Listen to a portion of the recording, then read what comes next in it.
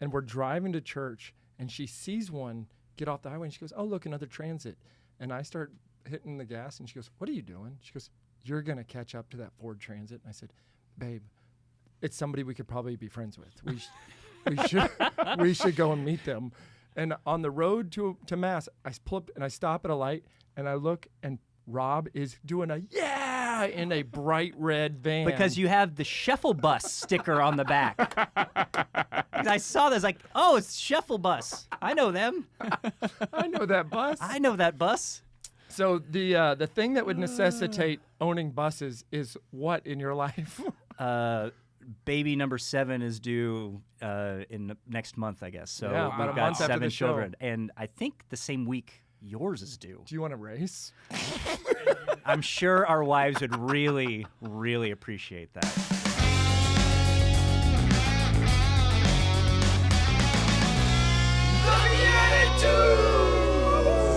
Hello, ladies and gentlemen. All right, welcome to the Friday bonus episode of the BeatiDudes, a podcast for Christian men seeking to grow in holiness while enjoying their walk with each other on that same road. My name is Paul Kolker, and I'm joined, as always, by my fellow bro hosts, Nicholas Bezner. I'm a host. Oh, Merry Christmas. Yeah, very seasonal. I love it. And Jeffrey Schiefelbein. 'Tis the season, Paul. For what? Yep. Yeah. Well, I am live on the scene with this brand new microphone that I was gifted on the last episode by our guest, none other than the incomparable Rob Hayes. Thank you, gentlemen. Thank Yes. you. I'm glad you are getting some use out of that microphone. Right? This thing is awesome. Well, it was kind of like you. It was flashy, right? It was like, All flash, no Right. substance, huh? No, I'm kidding. I'm sure it works. I just haven't plugged it in yet. That's awesome. Well, welcome back. We're going to dive in with a game. We're going to go ahead and kick things off in a goofy, silly way. We had fun with you last time. We're going to get serious in a little bit here, but let's do a bonus edition. We're going straight into bonus edition of Blessed Are the Joke Makers, for they shall inherit the points. And We're gonna crank it up a notch on the bonus edition. We're gonna go take it up to 11. 111. That's there right. it is. oh, Ooh, that's all right. Oz goes Oh, wait, to that's me. 11. Okay. All right. And the way this one works, we don't always do this one, but we have different character cards, and we have to try to get you to guess what our character is. Okay.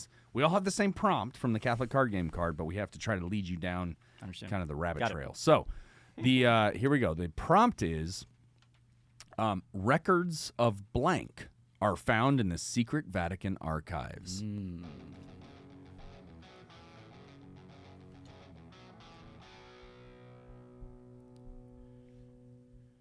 Yes, I would just like to say that I have done extensive studies on this, and records of the hounds of the Baskervilles and someone I once knew who may or may not have plummeted into a waterfall with me, Moriarty.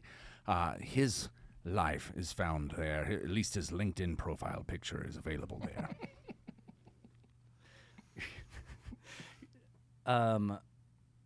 I mean, we're talking about some like British literature, so I'm trying to. Yes, you might out. find me at 22B Baker Street. All right, are we talking about Sherlock Holmes?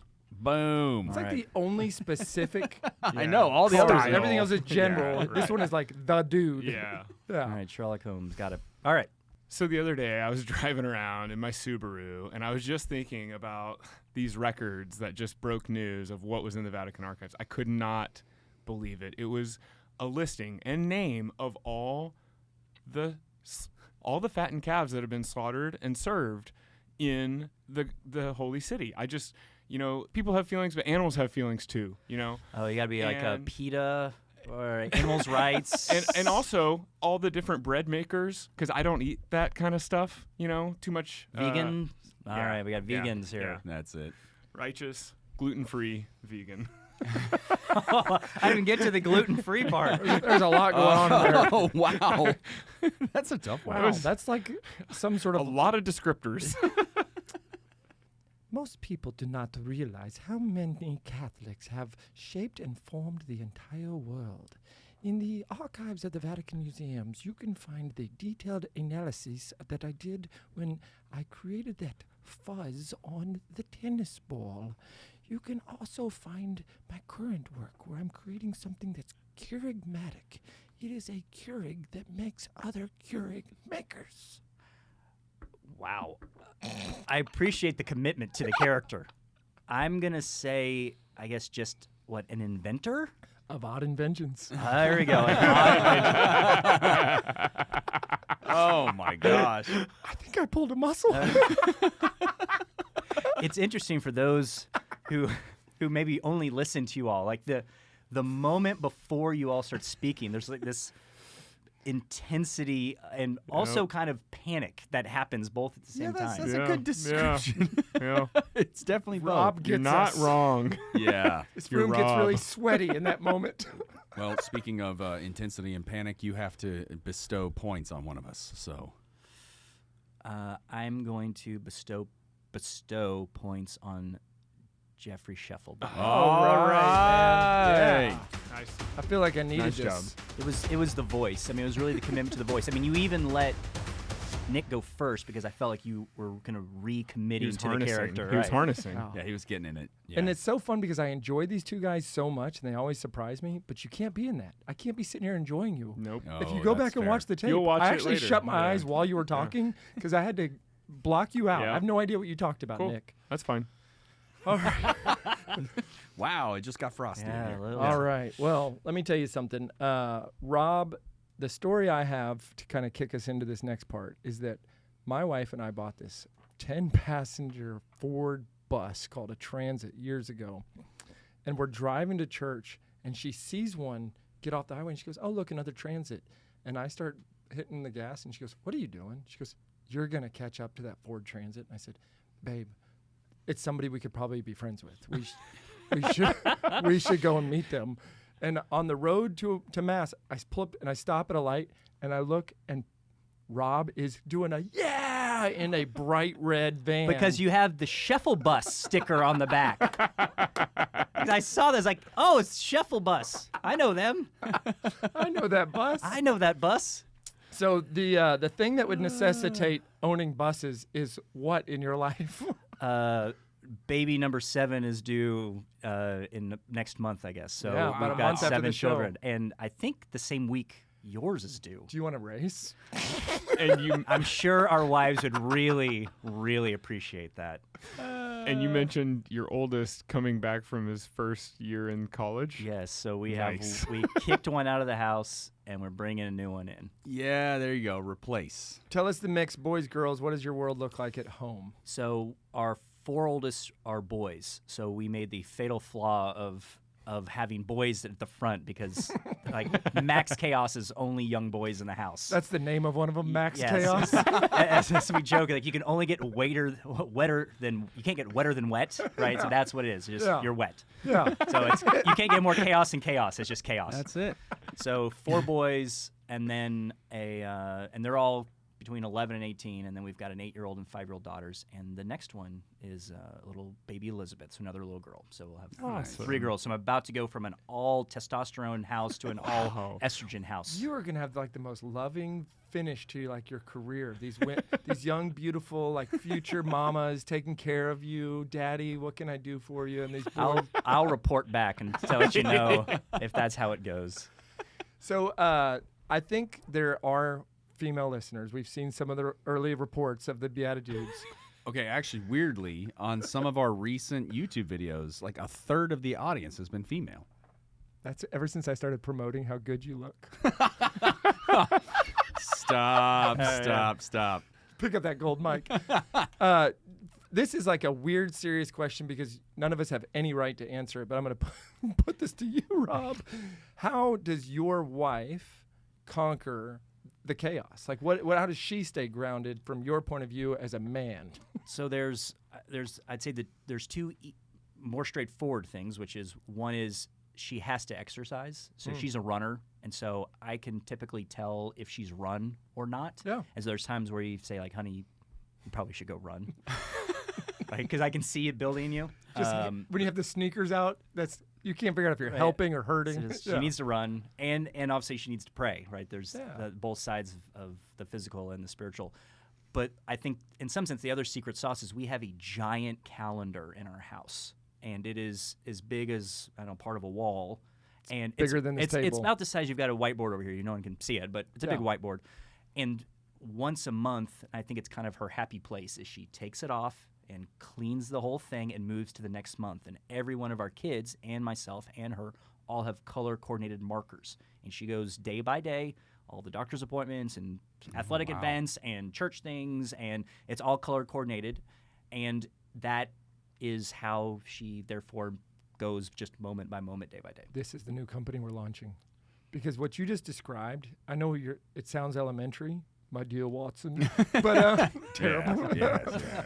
But when I think about that, the digital world that I'm in, I can see what today is and tomorrow, but I can never look with my wife and be like everything and the moving pieces and what's too much for 1 week. That's awesome.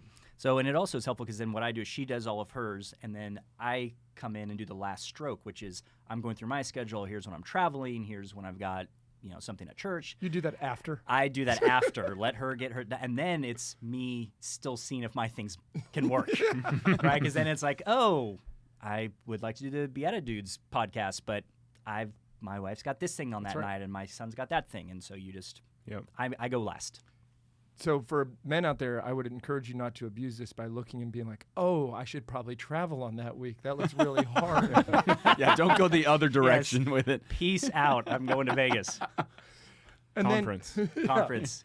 Yeah. Work. It's work, baby. Work, yeah. A month after our wives have babies, I'm giving a talk in Turks and Caicos for work. Ooh. And it's hard. I have to go there alone. I know. On my time is my ties. I don't know how that works. Here's another question for you. You've raised what I would consider to be well-formed children. What advice do you have for people that are in the earlier stages or maybe even entering the teen boy years? And this could even relate back to some of the advice you were given about running a business from before, but how or what would you say to somebody who is just like, I can't handle 1 or 2 and 3 seems outrageous, or even, just the idea of keeping them grounded and faithful and virtuous. Like, what do you know about anything? What do you know about that? I don't know. I married well. That was, a good first tip. But Smart. one of the best books I've ever read was a book called Father Family Protector. It's a guy by name Jim Stenson, who was he actually himself was not married, but he ran a bunch of boys and girls schools. He founded them, and so he wrote this book based upon the things he saw in the lives of all of these families, like who produced good kids and what was true about all of them.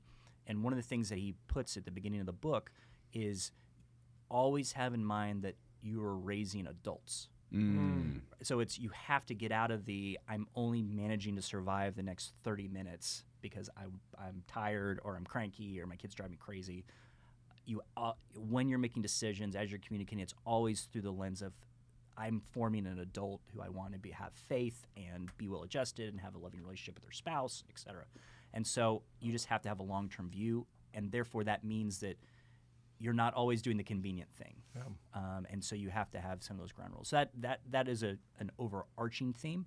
The other thing, and I think we've had a lot of success with our teenage boys. I mean, they've all have pros and cons and strengths and weaknesses, but helping them understand the whys. And that's the case for particularly with technology, with issues of pornography and human sexuality, all these things, is that the reason we're having these rules or things as a family, it's not because I hate you, it's not because I don't trust you, it's because there's a proposal for something good, right? And helping them understand it is, and having constant conversations about it.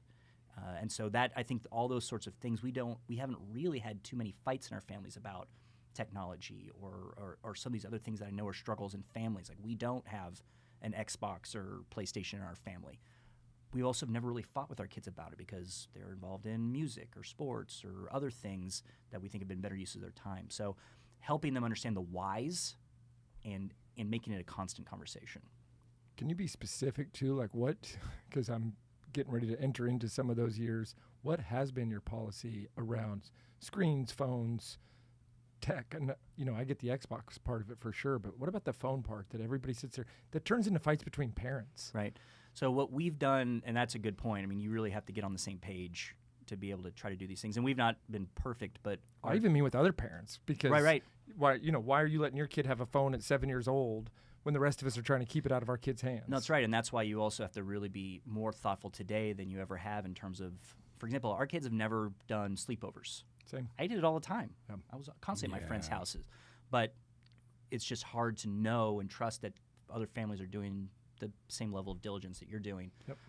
But what we've done is, as they've gotten into high school, we've allowed them to have a phone, but it's got a lot of locks on it and a lot of different passwords and software on top of it, and it's limited amount of time, and it's basically dumbed down except for a few features. They can't take it upstairs. We have complete total access to it at all times. I can check they have no right to privacy. They're 15 years old. You don't have a right to privacy when you're 15 years old that's as a fair. parent. So it's just, and again, it's there's a handful of other things, but we really haven't had any issues because lots of times our dinner time conversation are things like, hey, I just read this article in the Wall Street Journal about the negative impact TikTok is having on girls. Are you seeing that in the girls that you meet at these other schools? And it's always, yes, some of them are really addicted. Like, well, is that a good thing? Like, do you see how you're being manipulated? And so it's just helping them understand the whys. I think you're not only raising adults, I think you're helping adults to become adults with some of these questions. I watch what you do in this community. It's adulting. We're trying, and I got a lot of work to do. So on myself, right? I mean, a lot of the things that I've done is because I need them, and my friends need them, and so let's do them. And then if I can invite people to come along, then great. All the better. I know on the last show we talked about your job a lot. Now the CEO, previously the chief strategy officer. I think that it's unfortunate when people are great at business and bad at home, because these principles of running a great business, having a 5-year strategy, having a 10-year vision, and then working your way back to what would I do today for this Right. to be a great reality 10 years from now. That's how you start raising adults when they're 6 years old and not just getting through the moment. But unfortunately, we get addicted to work, or whatever the case may be. How do you stop yourself from getting addicted to work in this parenting, spouse, adulting? Well, I think I was fortunate in that I've gotten to see modeled both the good and the bad. Mm-hmm. And early in my career, there were some great people that I worked with in the finance world and the investment banking world who were very accomplished and very good at what they did. But I also saw people that were, what I would say, highly disordered in terms of the relationships they had with some of their children, their happiness of family life. They may have been having affairs. And I was struck by, early on, here are people that have accomplished a lot of what I think I want to accomplish, and yet many of them are unhappy. I mean, some of the most, and you may have seen this as well in your all's careers, like some of the most unhappy people I know, the most miserable people I know, are extremely wealthy, successful professionally. And when you start digging in, there's a tremendous amount of trauma, family issues, because they had their priorities all mixed up. And so I think I've been able to see through my career a lot of what not to do. And I was fortunate because of my parents, and my father was a successful business entrepreneur. He also did it the right way. And so I got to see it modeled in my father and not modeled in other people in my career coming up. The people in your company and the people that you work with, do you find them now coming to you? You're in this prominent role. You talk about the people you got to watch model it do the right way.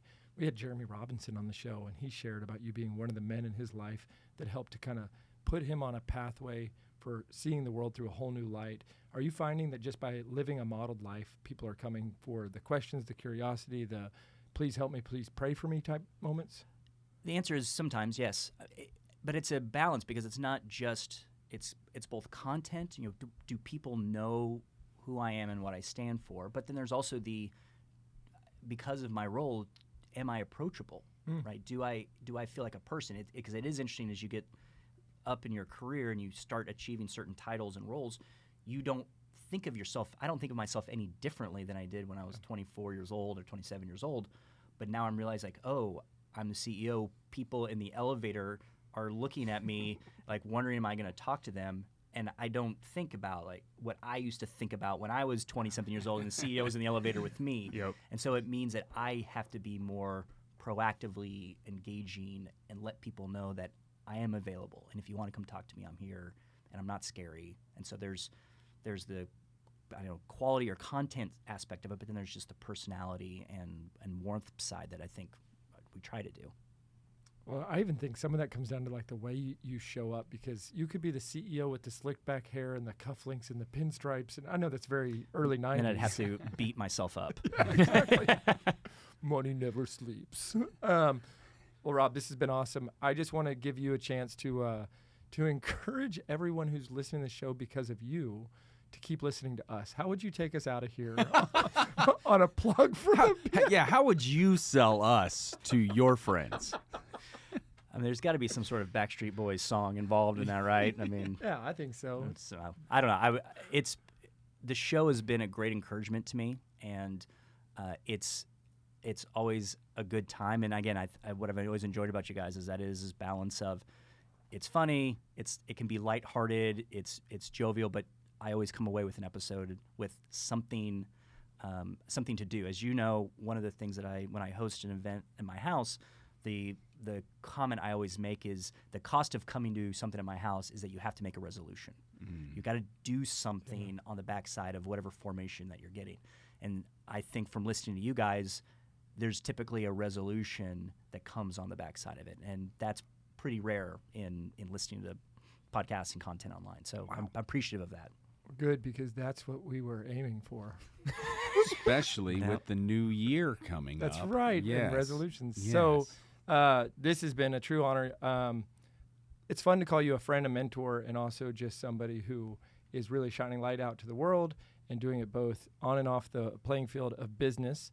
Come a month from now, we will be in a race. So, Rob, I will see you in labor and delivery, and for the rest of you, I will See you in the Eucharist. God bless. Thanks for tuning in. If you'd like to join us at our undersized table, subscribe to the video version of the show on YouTube by typing @ that's the symbol @ so shift and 2 on your keyboard, @the_BeatiDudes on YouTube. We'll see you there. This podcast is part of the Spoke Street Network. For more great podcasts, visit spokestreet.com.